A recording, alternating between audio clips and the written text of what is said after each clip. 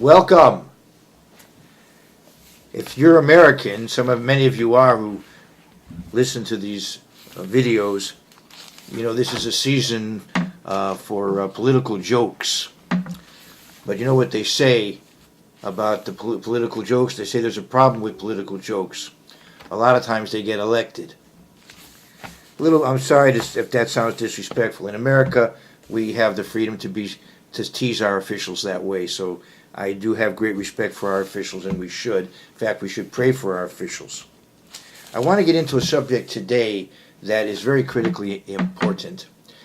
If we are Christians, we are living in a world which does not always adhere to the principles that we believe are very important to having a proper way of life, to be in harmony with what God expects people to be, to fulfill our potential, the awesome potential that God has prepared for us. Unfortunately, the world is, to use a phrase, marching to a different drummer. So a Christian, a committed Christian, is really living, in a sense, in a spiritual exile. He's, in effect, as part of a counter culture.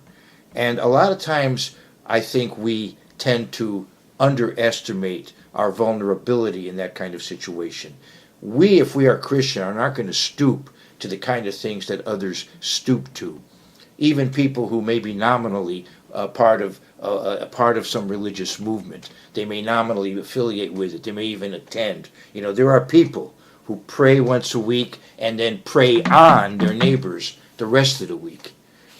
If in Matthew 10, when Jesus talked to his disciples, he said this about their condition. This is something we should take very seriously.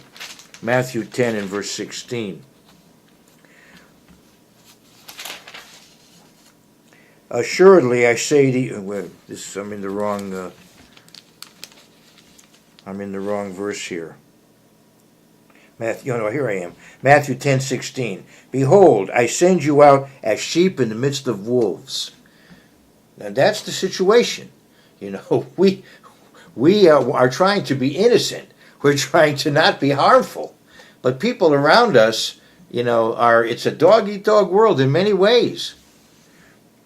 Behold, I send you out as sheep in the midst of wolves. Therefore be wise as serpents, and harmless as doves. Wise as serpents and harmless as doves. So no, we don't inflict harm on other people. But we have to be very clever, very careful in the way we conduct ourselves in this world. Because as I said, it is a very predatory kind of world in many ways. It's sad but true. We have to be aware of the reality, especially there are some times when morals tend to be, let's say, on the downward slide. So I just recently, just not that long ago, I was looking at some documentary footage from the early 20th century and just how the women were dressed just to go to work. The women were going to work in a factory, and the way they were dressed was so modestly compared to just the way the average woman in the Western world dresses today.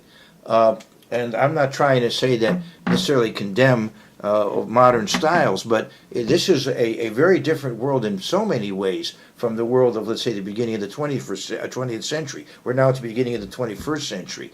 The kind of things that I see on the news, I've been watching news since I was very small. I used to watch the news even when I was like in the 5th grade.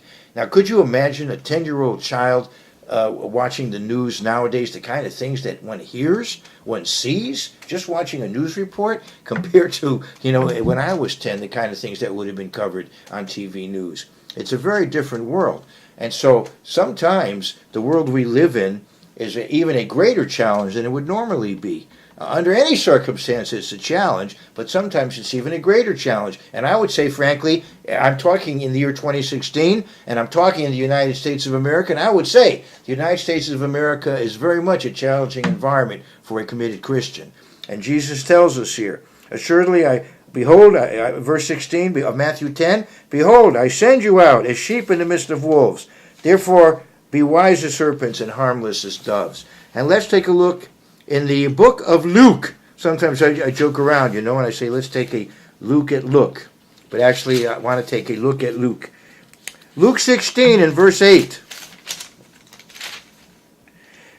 This had to do with a servant who was very clever, who was getting in trouble, and so he worked things out for his own benefit, kind of going behind his master's back, and was very clever. And his master commended him for his, his cleverness. Sometimes we admire the, what do we want to say? The knave, the cad, I'm trying to think of there's another, the scoundrel. Sometimes there's a certain, let's say, grudging admiration for how clever they can be, even though they're being very underhanded. Luke 16 and verse 8. So the master commended the unjust steward because he had dealt shrewdly. Now look at the point here. For the sons of this world are more shrewd in their generation than the sons of light. If you're a committed Christian, if you're just a good, honest, virtuous person, don't think you're going to outsmart or be more clever than the kind of people you're dealing with out in the world. They're going to stoop to things you'd never dream of doing. They don't have the same kind of a conscience that you do.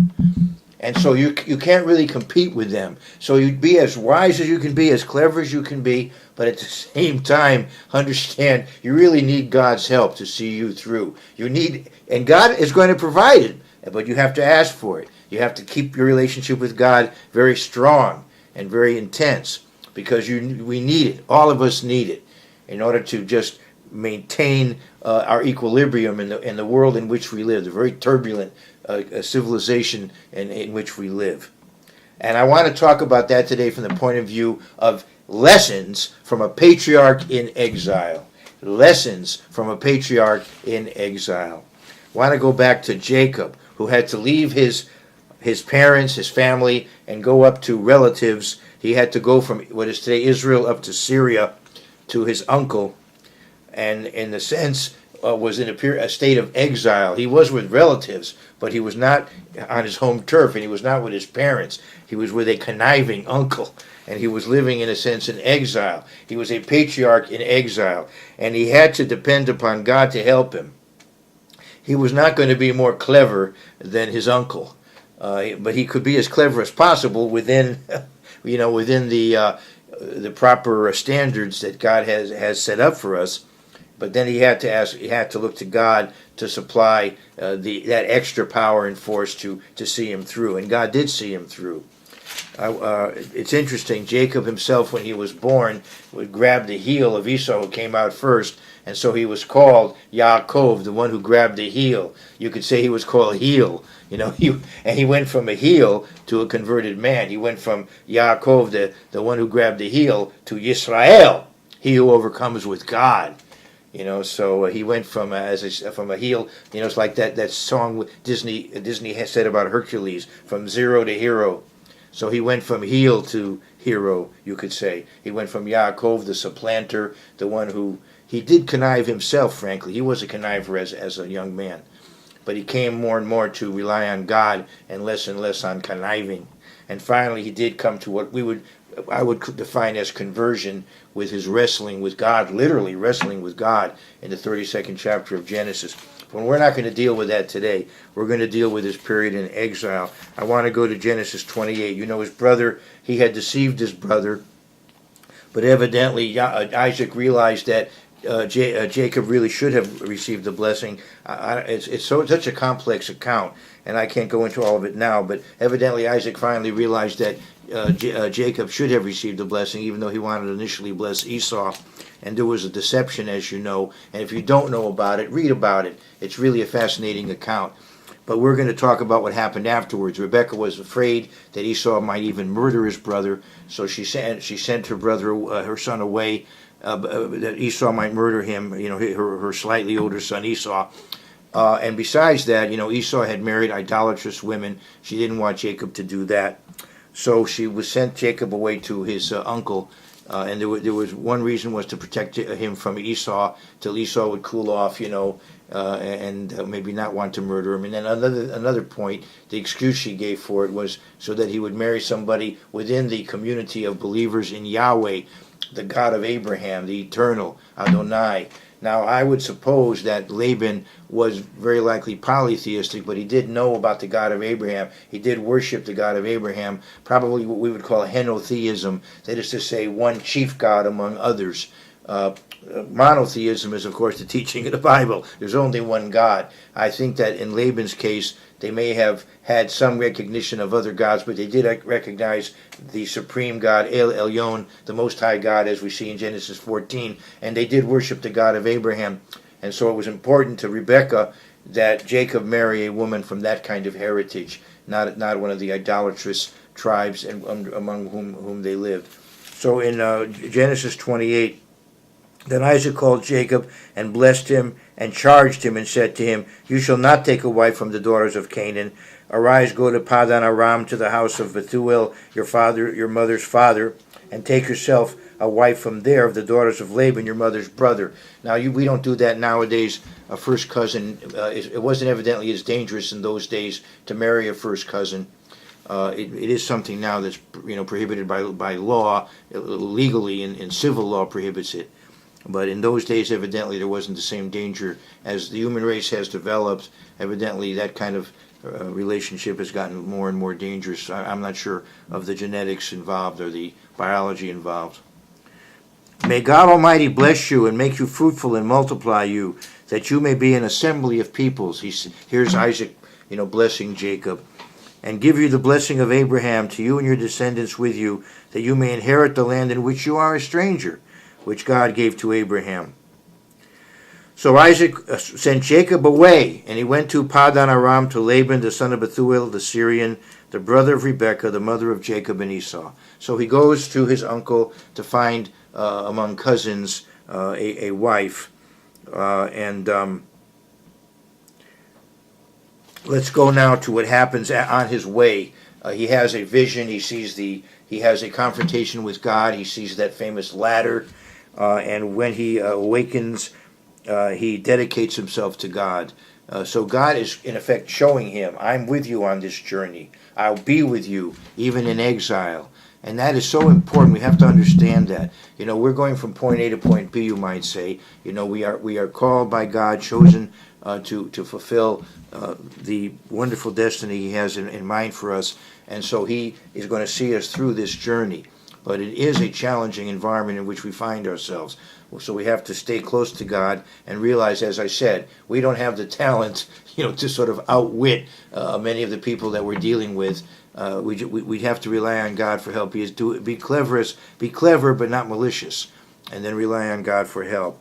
But he said he was going to be with Jacob, and Jacob dedicated himself to God. And in verse 20 of this chapter, then Jacob made a vow, saying, If God will be with me and keep me in this way that I am going, and give me bread to eat and clothing to put on, so that I come back to my father's house in peace, then Yahweh shall be my God, Adonai, the Eternal, the Lord, shall be my God.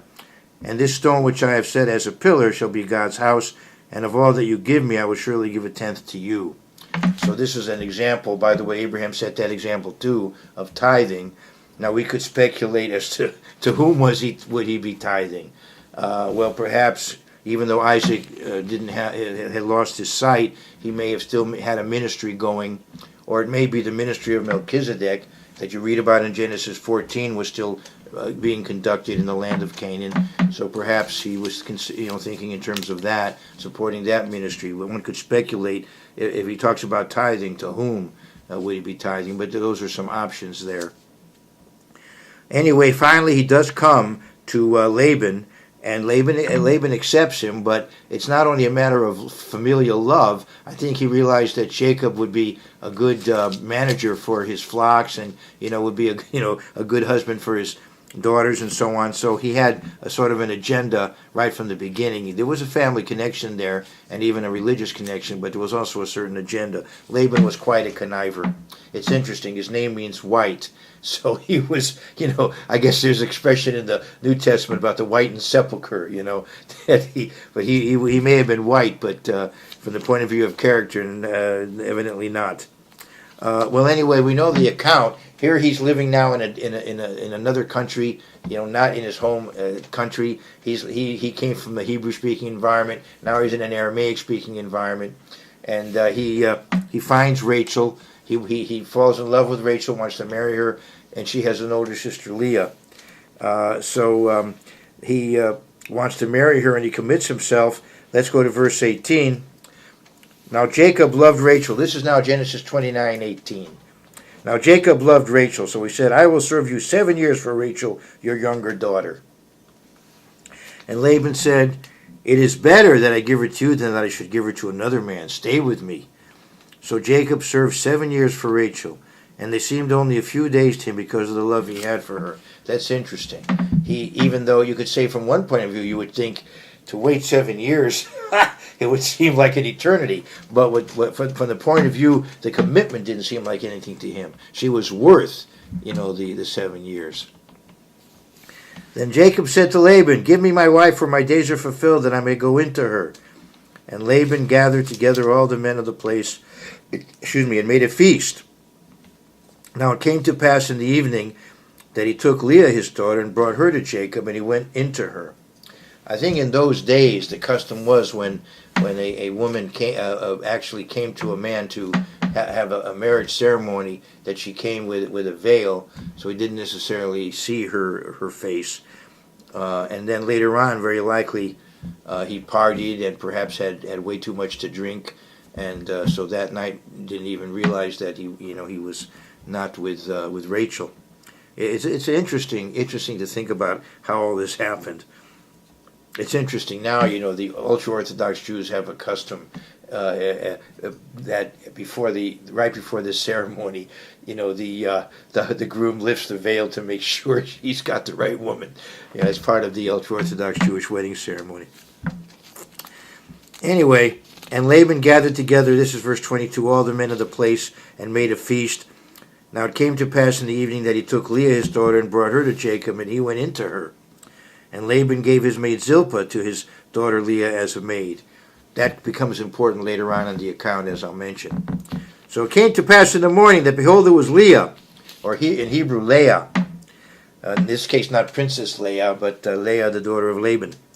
So it came to pass in the morning that, behold, it was Leah. And he said to Laban, what is this you have done to me? So now I guess he's sober. I'm speculating. Now he's sober, and he can tell the difference. What is this that you have done to me? Was it not for Rachel that I served you? Why have you deceived me? Now there's one lesson we can learn from this account, by the way. What we call in Hebrew, midah keneged midah, measure for measure. What in Eastern religions they call karma. What goes around comes around. He had tricked his brother. He had tricked his brother Esau. And now he's getting his comeuppance. Now he's being tricked. So, you have to be careful. You know what it says in Matthew 7:12? I hadn't planned to turn there necessarily, but let's turn to Matthew 7:12. It's a very important principle. The golden rule. And it's worded, sometimes you find it worded negatively in the Jewish tradition. Jesus words it positively in Matthew 7:12. Hillel said, Masisano alecha al taseh lachavercha. What is hateful unto you, don't do to your fellow. Well, Jesus did it in the positive sense. He said, do unto others as you would have others to do unto you. Matthew 7:12. Therefore, whatever you want men to do to you, do also to them.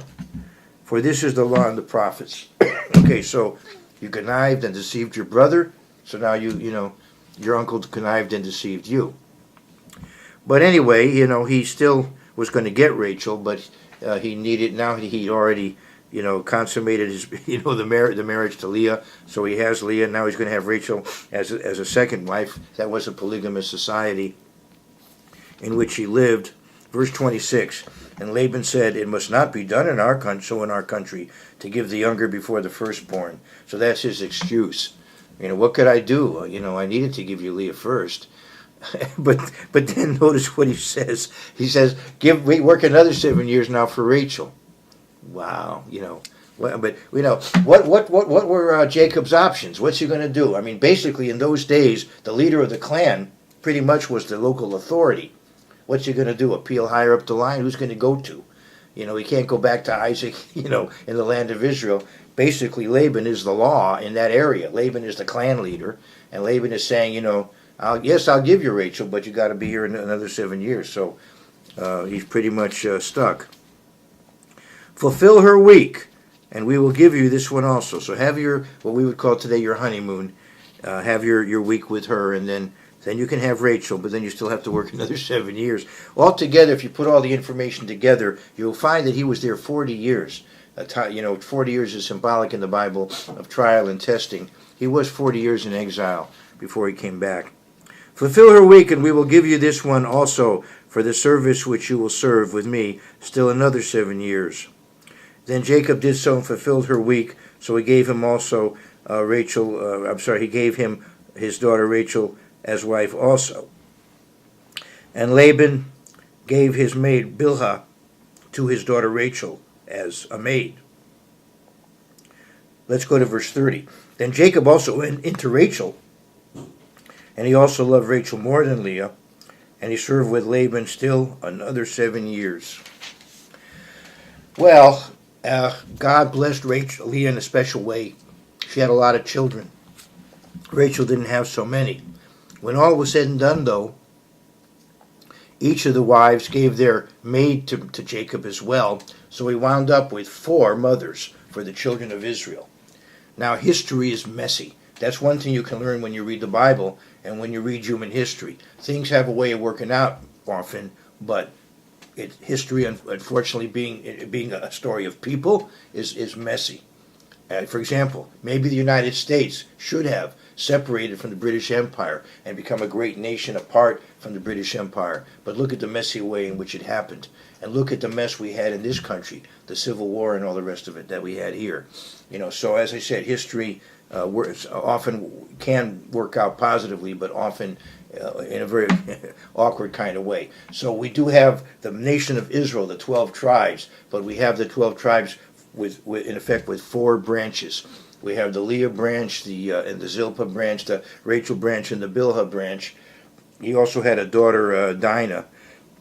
So anyway, God blessed him with a lot of children, and that was one blessing that he received in exile, that he developed into eventually a great nation while in exile. But if you continue to read, he finally needed to work something out, some way to do better financially. So let's go to verse 27. Verse 26, he wants to leave. I'll go back to verse 25. Let's go to verse 25 of chapter 30. It's time to go back. He wants to go back.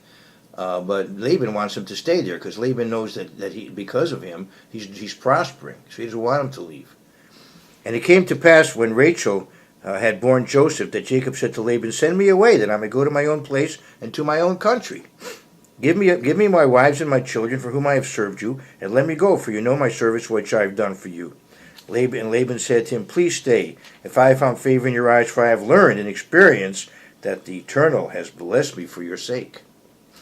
And then he said, "Name me your wages, and I will give it." So Jacob said to him, so being wise as a serpent, harmless as a dove, but wise as a serpent. So Jacob said to him, "You know how I have served you, and know how your livestock has been with me. For what you had before I came was little, and it has increased to a great amount. The Eternal has blessed you since my coming. And now, when shall I also provide for my own house?" In effect, what he's saying is, you're taking advantage of me. You're doing well because of what I'm bringing to this enterprise. So he said, "What shall I give you?" And Jacob said, "You shall not give me anything. If you will do this thing for me, I will again feed and keep your flocks. Let me pass through all your flock today, removing from there all the speckled and spotted sheep, and all the brown ones among the lambs, and the spotted and speckled among the goats, and these shall be my wages.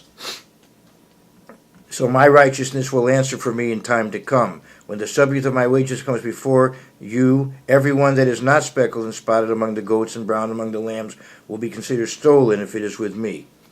Okay, so he made a deal. I'm going to take, in a sense, the minority, the smaller number, but this way everybody will know what's mine and what's yours, and they won't be able to accuse me of being dishonest. And Laban said, "Oh, that it were according to your word." Seemed like a good enough deal to Laban. So he removed that day the male goats that were speckled and spotted, all the female goats that were speckled and spotted, every one that had some white in it, and all the brown ones among the lambs, and gave them into the hand of his sons. Then he put 3 days' journey between himself and Jacob, and fed the rest of Laban's, and Jacob fled the rest of Jacob's flocks. So he's in one area, Laban's in another area, and he has his flocks that he's watching. Now Jacob took for himself rods of poplar and of the almond and chestnut trees, peeled white strips in them, and exposed the white which was in the rods. And the rods which he had peeled, he set before the flocks in the gutters, where they're going to come drink, in the watering troughs, where the flocks came to drink, so that they should conceive when they came to drink. All right, now what's going on here? Well, scholars have struggled with this passage, but what I think is going on here is, frankly, a miracle. It kind of reminds me of the movie The Ten Commandments. Yul Brynner, playing the Pharaoh, is talking to Charlton Heston, playing Moses, and he says, "Was it your staff that caused all this?" Well, no, of course not. It's not his staff. God has us do certain things as a sign, and then he intervenes. It's not like the staff by itself is anything. So God does expect us to do certain things, and then he acts in effect with us and for us. But we have to do some things too. There's activity required of us, and so sometimes God asks us to do certain things, and then if we do what he asks, then he honors that by intervening in a miraculous way. So it's not like what he did was somehow causing these things to happen, but this was his way of showing God, this is what I want to have happen, or God is directing him to do this as a sign of what will happen. So he does it, and so they conceive, and so as they conceive, a higher percentage of them come out according to what he wanted. More and more of them are coming out and staying with him, speckled, spotted. So the flocks before verse 39. So the flocks conceived before the rods, and the flocks brought forth streaked, speckled, and spotted. So God intervened so that the kind of sheep and goats that Jacob claimed, more and more of them are being born. So God is intervening for him. Then Jacob separated the lambs and made the flocks face toward the streaked and all the brown in the flock of Laban, but he put his own flocks by themselves and did not put them with Laban's flock. So he made sure that he would continue to develop the kind of sheep and goats that he wanted by having them breed together so that kind could reproduce more and more. And it came to pass, whenever the stronger livestock conceived, this is in verse 40, that Jacob placed the rods before the eyes of the livestock in the gutters, that they might conceive among the rods. But when the flocks were feeble, he did not put them in, so the feebler were Laban's and the stronger Jacob's. Well, as I said, obviously God is intervening here miraculously to honor what Jacob is doing in order to help Jacob get the upper hand on somebody otherwise who has a great deal of power over him. Jacob is in a very vulnerable situation, as I said. He's in a strange land. His father-in-law has a great deal of power. He's in danger in a way if he just decides to run, to leave. His father-in-law could take violent action to keep him there. So he's treading a fine line there. So this way he's building up and prospering in that situation. Verse 42, but when the flocks were feeble, he did not put them in, so the feebler were Laban's and the stronger Jacob's. Thus the man became exceedingly prosperous and had large flocks, female and male servants and camels and donkeys. Well, finally it got to the point where Laban and his people became very angry about this. Now he's really in trouble. He's in exile and he's prospering there, but now he's getting the envy of his host. So it really is now time to go. So to save time, let's just say that he realized the environment is getting hostile. I need to get out of here. And his wives agreed. They were being mistreated as well. If you read the whole account, Laban was a person who was mercenary in his approach to life, who used other people. He had a certain family loyalty, and he had a certain belief in the God of Abraham, but he was very much of a mercenary type of person. Finally the time came when God even directed Jacob, it's time to go back. time to go back to your land. So he did. He in effect fled back. He didn't announce he was going. He just left. So eventually Laban pursued him. And let's go to verse 22. And Laban was told on the third day that Jacob had fled. We're in 31:22, okay? That he took his brethren with him and pursued him for 7 days' journey, and he overtook him in the mountains of Gilead. And here again, God intervened. Now, Laban might have tried to somehow force Jacob to stay with him, or it might have gotten to be a very ugly confrontation. But God intervened for Jacob. But God had come to Laban, the Syrian, in a dream by night, verse 24, and said to him, "Be careful that you speak to Jacob neither good nor bad." Be very careful how you address Jacob, God is telling him. So Laban, now, by the way, Laban was not without justification for being very angry, because Rachel had stolen these idols, teraphim, these little household idols that were, in those days, evidently a symbol of inheritance, a kind of guarantee of inheritance, and she had stolen them because she felt that she was entitled to the inheritance. So actually, but she had not been authorized to do that, and Jacob didn't know about it either. So, but Laban was missing these idols, these household idols. They were also a kind of legal contract involving inheritance, some kind of symbol of who would get his property later on. So he had the right to be very angry because he was thinking that that Jacob was stealing from him. Now Jacob indirectly was, but he didn't know he was. Anyway, so Laban overtook Jacob in verse 25. Now Jacob had pitched his tent in the mountains, and Laban with his brethren pitched in the mountains of Gilead. Now we come to this confrontation, finally, where everything comes to a head in verse 26. And Laban said to Jacob, "What have you done, that you have stolen away unknown to me, and carried away my daughters like captives with a sword?" He gets all gooey, and "Why did you flee away secretly and steal away from me and not tell me, that I might have sent you away with joy and songs, with timbrel and harp?" Yeah, right. I'm adding. but you understand how people can be that way. "Oh no, I would have given you a wonderful send-off if you'd have only told me." Yeah. "And you did not allow me to kiss my sons and my daughters." If you had violins in those days, you could have been playing it. "And you did not allow me to kiss my sons and my daughters. Now you have done foolishly in so doing." And here is something very important. In verse 29, "It is in my power to do you harm. But the God of your father spoke to me last night, saying, 'Be careful that you speak to Jacob neither good nor bad.'" So you see, ultimately, when we're in this world and we're dealing with the civilization around us, ultimately we have to rely on God. We're just not clever enough, not talented enough to deal with the world around us. We really do need God's help.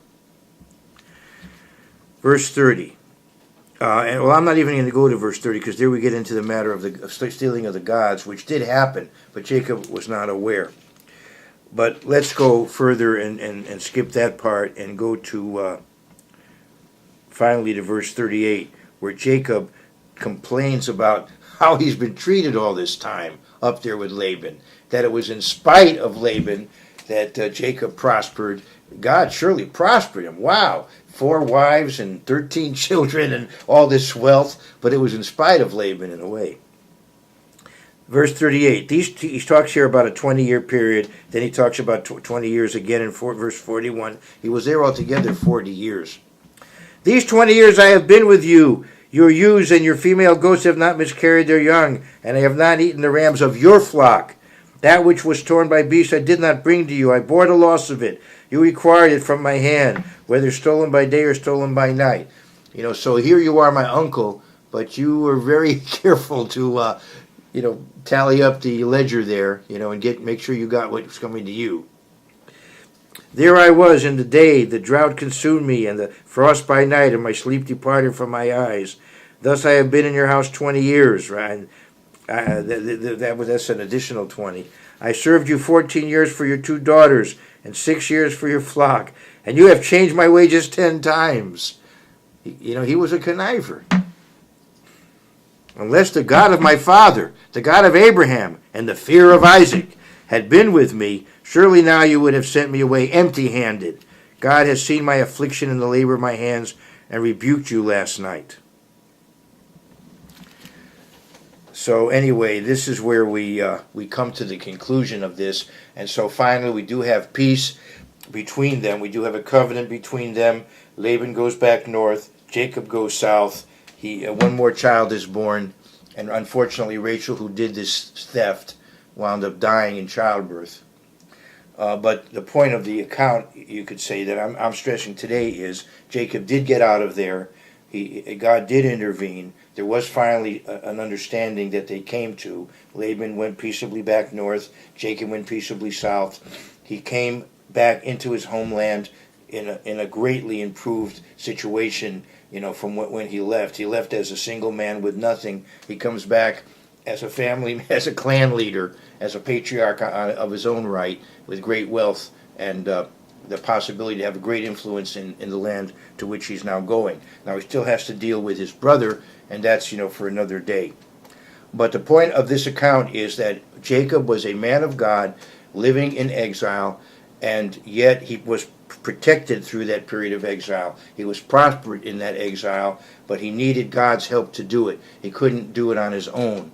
He really needed to have a close relationship to God, which God told him about when he sent him there, and which continued through the time he was there, and then came to a climax when he returned.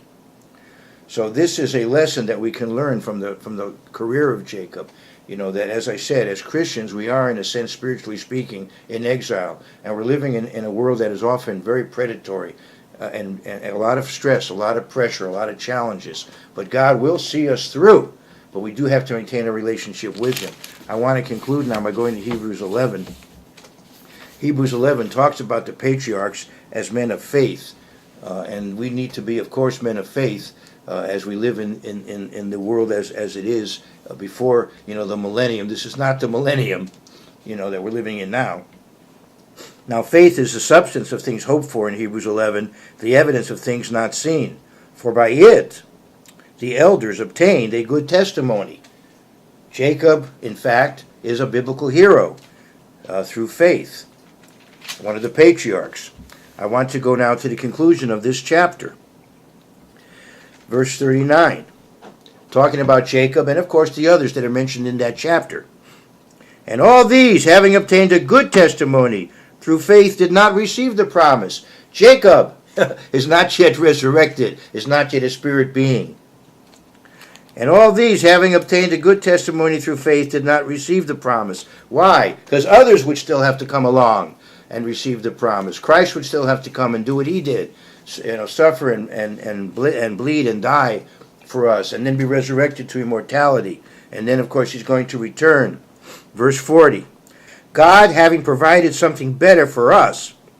In other words, we are going to inherit eternal life, something that they, of course, never inherited, but they also with us will also inherit that with us. But they had to wait for the rest of history to unfold, for us to come along, and for Jesus Christ to return, so all of us then could share in the inheritance that God has in store for us. God having provided something better for us, that they should not be made perfect apart from us. No, the patriarchs are still awaiting, their resurrection and their immortality, and we are still living this life, living through the challenges that we have to deal with in this life. But we can look forward to sharing eternity with them, to sharing eternity with Jesus Christ and with each other. And we can learn the lessons of a patriarch in exile.